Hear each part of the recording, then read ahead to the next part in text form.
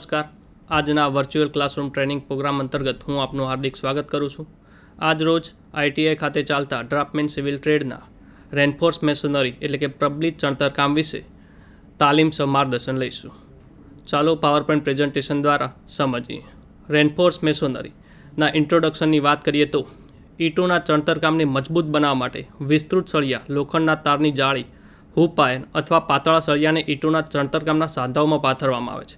આ પ્રકારની રચનાને રેન્ફોર્સ મેસોનરી કહેવાય છે, જેમાં ઈંટોના ચણતરકામ કરતી વખતે લોખંડની જાળી અથવા વિસ્તૃત આયર્નના સળિયા, એક્સપાન્ડેબલ મેટલનો ઉપયોગ કરી અને આપણે રેન્ફોર્સમેન્ટનો ઉપયોગ કરી અને ચણતરકામમાં વાપરીએ તો એને રેન્ફોર્સ મેસોનરી કહેવાય છે.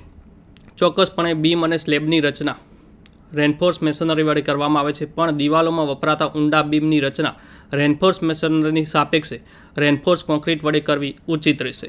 કારણ કે જે ડીપ બીમ હોય છે અથવા જે મોટા ગર્ડર બીમ હોય છે એના ઉપર લોડ વધુ આવવાના કારણે રેન્ફોર્સ મેસોનરીથી કરવાના સાપેક્ષે રેન્ફોર્સ કોન્ક્રીટ દ્વારા કરવી ઉચિત રહેશે. કોન્ક્રીટિંગ કરવા માટે જરૂરી ફોર્મવર્ક અને ખર્ચાળ ભાગોની જરૂરિયાત રેન્ફોર્સ મેસોનરીમાં હોતી નથી.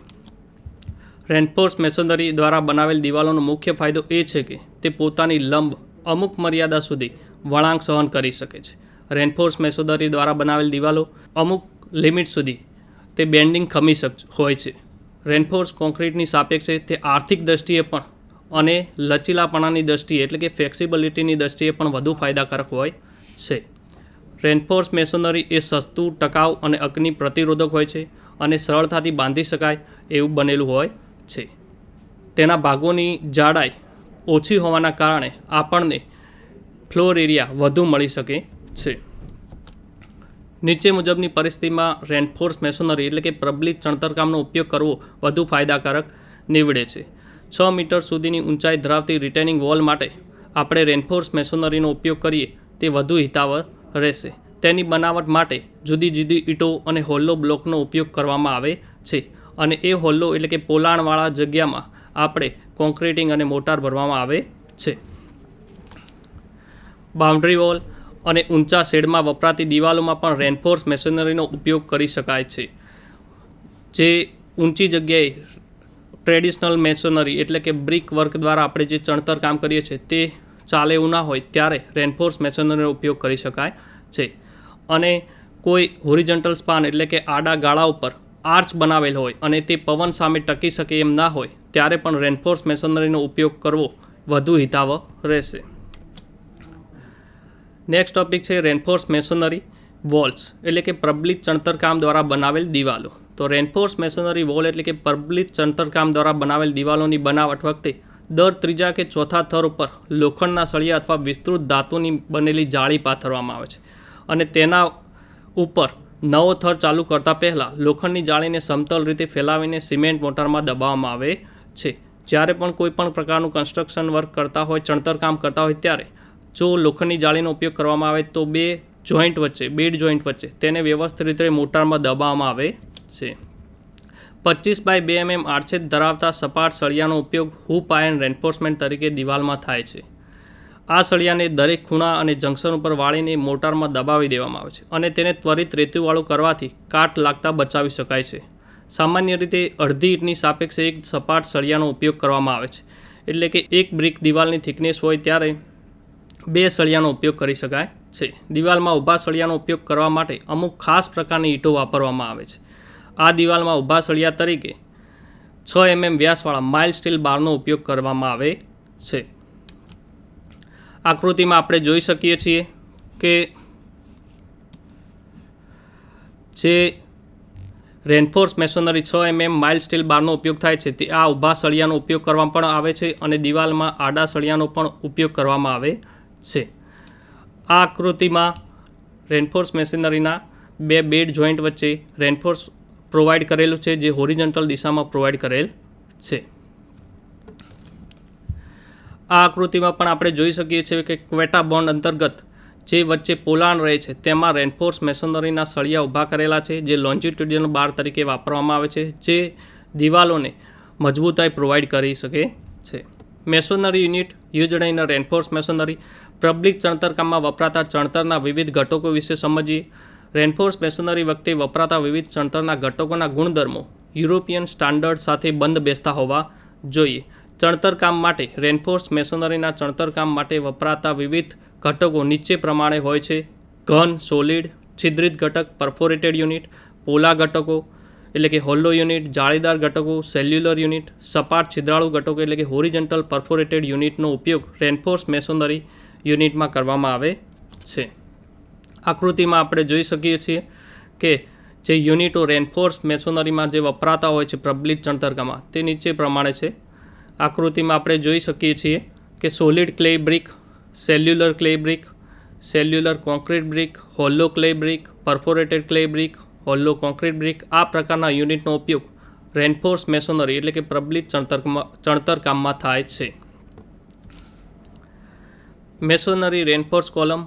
પ્રબલિત ચણતરકામવાળા સ્તંભો વિશે વાત કરીએ તો મેસોનરી રેન્ફોર્સ કોલમ એટલે કે પ્રબલિત ચણતરકામના સ્તંભો બનાવવા માટે દર ચોથા થર ઉપર 6 mm જાડાઈવાળી સ્ટીલની પ્લેટો મૂકવામાં આવે છે. કોલમમાં ઊભા લોખંડના સળિયા વાપરવા માટે અમુક ખાસ પ્રકારના બ્લોકનો ઉપયોગ થાય છે. તે લોખંડના સળિયાઓને પાયાના કોન્ક્રીટ બ્લોક સાથે જોડી દેવામાં આવે છે. આકૃતિમાં આપણે જોઈ શકીએ છીએ કે જે રેન્ફોર્સમેન્ટ પ્રોવાઈડ કરેલ છે તે ઊભા સળિયા જે લોન્જિટ્યુડિનલ સ્ટીલ કહેવાય છે તે અહીંયા જોઈ શકાય છે અને તેના વચ્ચે રહેલ જગ્યા ઉપર આપણે કોન્ક્રીટ ફિલ કરી દેવામાં આવે છે અને તે સળિયા સીધા ફાઉન્ડેશન સાથે આવી રીતે વાળી અને જોડી દેવામાં આવે છે. તો આ રીતે આપણે રેન્ફોર્સ કોન્ક્રીટ કોલમની રચના કરી શકીએ છીએ. રેન્ફોર્સ મેસોનરી લિન્ટલ એટલે કે પ્રબલિત ચણતરકામવાળા લિન્ટલની બનાવટ માટે 6 mm થી 12 mm વ્યાસવાળા લોખંડના સળિયાઓને ઊભા સાંધાઓમાં મૂકવામાં આવે છે. વર્ટિકલ શિયરને પહોંચી વળવા માટે દરેક ત્રીજા વર્ટિકલ જોઈન્ટે 6 mm વ્યાસવાળી સ્ટીરઅપ મૂકવામાં આવે છે. આકૃતિમાં જોઈએ તો રેન્ફોર્સ મેસોનરી લિન્ટલ બતાવેલ છે જેમાં વર્ટિકલ સ્ટીરઅપ અહીંયા વર્ટિકલ સ્ટીરઅપ પ્રોવાઈડ કરેલી હોય છે અને ઉપરની બાજુમાં રેન્ફોર્સ મેસોનરી માટે રેન્ફોર્સમેન્ટ એટલે કે જે સળિયા વાપરવામાં આવતા હોય છે એ લોન્જિટ્યુડિનલ સળિયા અને ટ્રાન્સવર બાર અહીંયા પ્રોવાઈડ કરેલા હોય છે. રેન્ફોર્સ મેસોનરી સ્લેબ. પ્રબલિત ચણતરકામવાળો સ્લેબ. રેન્ફોર્સ મેસોનરી સ્લેબની બનાવટ માટે અમુક યોગ્ય ઊંચાઈએ લાકડાના પાટિયાના બીમ ઉપર ગોઠવીને સેન્ટરિંગ તૈયાર કરવામાં આવે છે એટલે કે ફ્રોમ વર્ક તેના માટે તૈયાર કરવામાં આવે છે. સેન્ટરિંગ ઉપર કૂટેલી માટીને યોગ્ય રીતે પાથરીને તેના ઉપર રેતીનો છંટકાવ કરવામાં આવે છે. તેના ઉપર 1 અથવા 2 થરમાં ઈંટોને ગોઠવીને તેમાં લોખંડના સળિયાને પાથરવામાં આવે છે. આ લોખંડના સળિયા ઉપર મોટાની મદદ વડે આવરણ ચડાવવામાં આવે છે તેમજ ઈંટો વચ્ચે રહેલા સાંધાઓમાં વ્યવસ્થિત રીતે મોટાર ભરી દેવામાં આવે છે.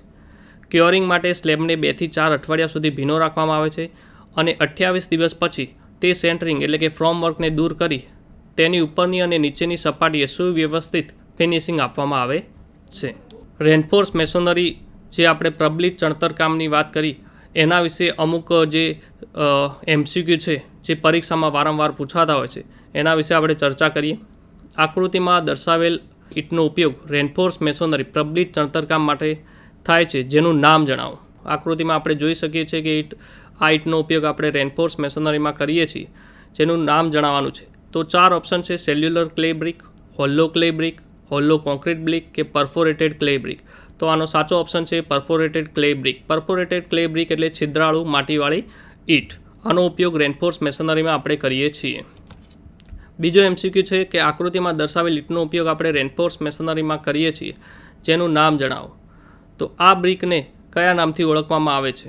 તો પહેલો ઓપ્શન છે સેલ્યુલર ક્લે બ્રિક, બીજો ઓપ્શન છે હોલ્લો ક્લે બ્રિક, ત્રીજો ઓપ્શન છે હોલ્લો કોન્ક્રીટ બ્રિક અને ચોથો ઓપ્શન છે પરફોરેટેડ ક્લે બ્રિક. તો આનું સાચું નામ છે હોલ્લો ક્લે બ્રિક. ત્રીજો MCQ છે રેન્ફોર્સ મેસોનરી વોલ પ્રબલિત ચણતરકામ દ્વારા બનાવેલ દિવાલોમાં સામાન્ય રીતે કેટલા વ્યાસવાળા અને કેવા પ્રકારના સળિયાનો ઉપયોગ થાય છે?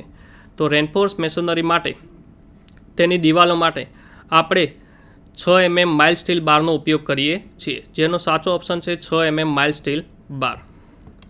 પ્રબલિત ચણતરકામવાળા સ્લેબને કેટલા અઠવાડિયા સુધી ક્યોરિંગના હેતુસર ભીનો રાખવામાં આવે છે? આપણે કોઈ પણ રેન્ફોર્સ મેસોનરી સ્લેબને બનાવીએ તેને થોડા સમય સુધી ભીનો રાખવો જોઈએ જેથી તે પોતાની સ્ટ્રેન્થને અચીવ કરી શકે.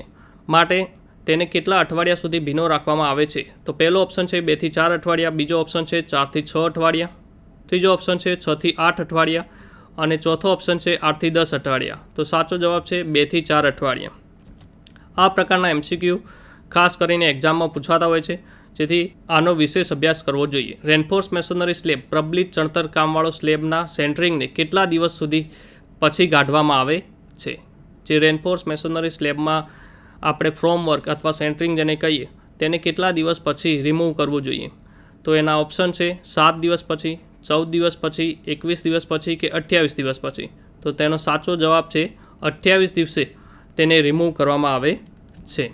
નેક્સ્ટ MCQ છે કે પ્રબલિત ચણતરકામમાં વપરાતા ચણતરના વિવિધ ઘટકો એટલે કે મેસોનરી યુનિટ યુઝડ ઇન રેનફોર્સ મેસોનરી કોના સમકક્ષ હોવા જોઈએ? તો એ યુરોપિયન સ્ટાન્ડર્ડના સમકક્ષ હોવા જોઈએ, અમેરિકન સ્ટાન્ડર્ડના સમકક્ષ હોવા જોઈએ, ઓસ્ટ્રેલિયન સ્ટાન્ડર્ડના સમકક્ષ હોવા જોઈએ કે ઉપરનામાંથી એક પણ નહીં. તો સાચો ઓપ્શન છે યુરોપિયન સ્ટાન્ડર્ડના સમકક્ષ હોવા જોઈએ. આશા રાખું છું કે આ લેસન તમને પસંદ આવ્યો હશે. આભાર.